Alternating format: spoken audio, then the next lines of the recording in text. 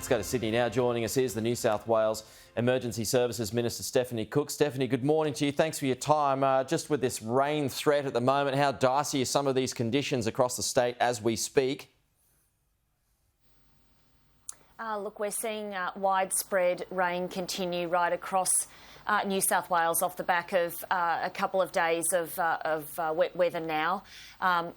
Sydney will experience more rain today. It should ease a little bit, but by the weekend it'll be raining again, particularly Saturday and into Sunday is the forecast that we're getting through from the Bureau of Meteorology. But right across New South Wales, particularly out west, we've got communities that have been in flood for, in some cases, up to 12 months now. And so we've got a saturated landscape. We've got rivers rising and in some cases rising quite quickly. The risk of flash flooding is heightened at the moment because our grounds are so saturated. So any runoff has to find somewhere to go, and there's not a lot of places at the moment. So right across New South Wales, we're asking people to work with us at this time. The SES are very well prepared. They're leading a multi-agency response to these conditions and asking communities to work with us at this time. OK, work with you. What does that mean? What are you doing to prepare and what they should be doing to prepare? From our perspective, we've got the command centre, the SES command centre in Wollongong working 24/7 at present. We've got incident control centres well and truly established at Wagga down in the south of the state, Dubbo in the west.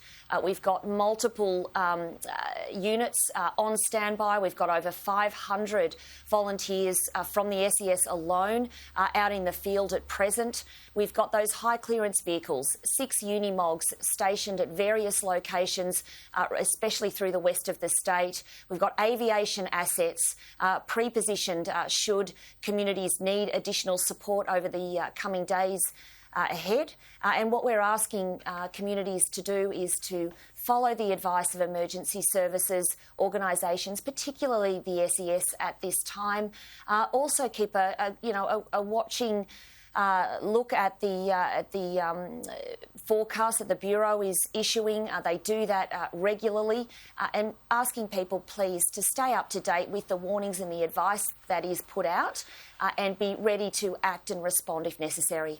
OK. Your government is committed to raising the Warragamba Dam wall by 14 metres now. Why wouldn't this have been done years ago, let alone 5 months out from an election where 3 marginal seats are at play? The Warragamba Dam Wall project is a very important project for our government. We are committed to delivering this project.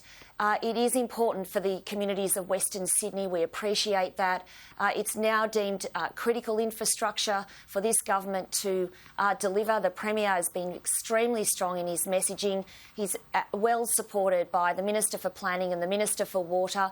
From an emergency services perspective, I'm incredibly supportive, supremely supportive of this project.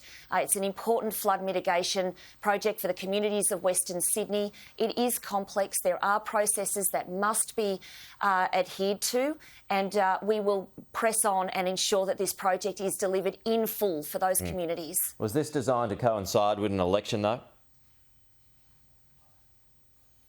No, not at all. I mean, this isn't about an election cycle. This is about doing what's right for the communities of Western Sydney, and in fact, communities right across New South Wales all need to be treated with respect and have solutions that are tailored to the issues that are facing them in their communities. And we've seen this government respond to that need right across New South Wales. This project is important to the communities of Western Sydney, and we will press on accordingly. Right, there's still a report to do, then it's off to the federal government for other approvals. This all could take years. Is it more accurate to say the wall might be raised?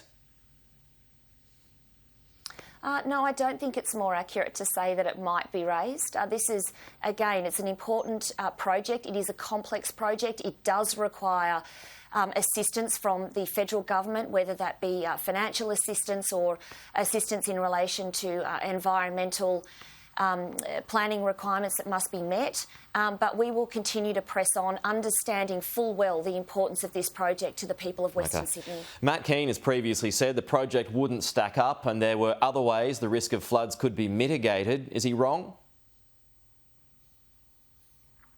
What we've seen in the last several months is unprecedented flooding through Western Sydney, 4 floods in 18 months.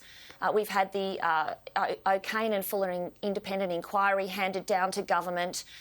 We need to take all of these matters into consideration and do, on balance, what we believe is the right thing for the people of Western Sydney and protect homes, protect lives, protect livelihoods. And that is what this government is determined to get on and do. Is Matt now on board? I've not spoken to the Treasurer about this project in particular, but what we do know is that the Premier has come out in no uncertain terms and made it very clear that this is a critical infrastructure project for our state that we as a government are committed to.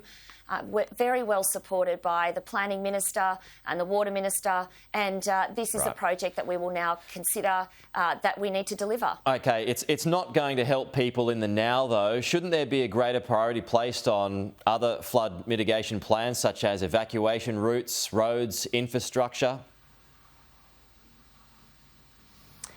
Well, as a government, we continue to work with local government who play an incredibly important role in relation to mitigation projects and responding at a local level. And we continue to work with the federal government and communities more broadly to understand the needs of each individual community and tailor mitigation solutions that are appropriate to them. So we will continue to do that. The emergency services agencies have an important role to play in terms of providing vital inputs and information, particularly as we come out of each event that we experience. And we will continue to feed into those processes so that the best decisions can be made to assist communities. We will leave it there. Stephanie Cooke, thank you. We'll talk to you again soon.